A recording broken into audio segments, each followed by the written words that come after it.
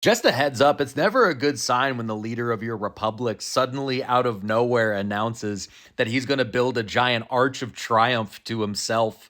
Historically, that's not been a good sign for your republic, guys. I just want to point out that symbolism since a lot of people are getting real obsessed with what does and doesn't look like a fascism. Anyway, the president of the United States declared that he's going to build an arch last night. Nobody saw this one coming. Literally, nobody did. He was just like, "Yeah, I'm going to build an arch," and they're like, "Who's it going to be dedicated to?" And he's like, "Me."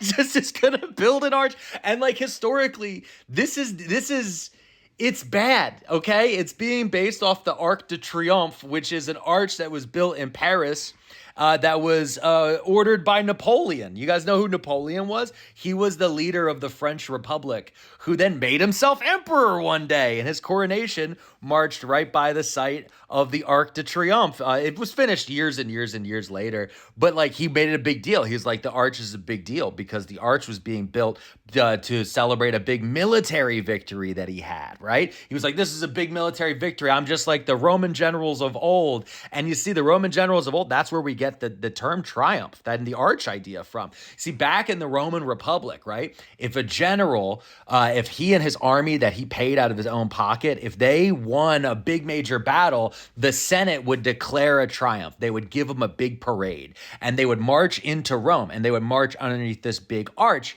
And it was a big deal. And so that was a big thing. And there was this one guy who was paying his own army, who had all these big victories, and the Senate wouldn't give him a triumph, right? So you know what he did? He overthrew the Senate. That man's name was Julius Caesar. And then after that, all of his descendants and other people who declared themselves as emperors started to build these arches of triumphs everywhere because they wanted to have their big parades too. And they wanted to have a big monument that no one would ever forget them about, even after long after they were gone. And they wanted to put their stamp on the skyline of everything.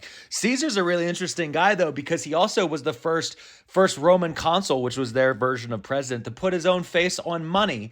Yeah, so he did that. He paid his own troops with money that he commissioned with his own face on it. Anyway, the government's shut down and we're not currently paying our troops. But don't worry, the president who's going to build a giant triumphal arch to himself has declared that one of his billionaire friends can just pay the military for him now.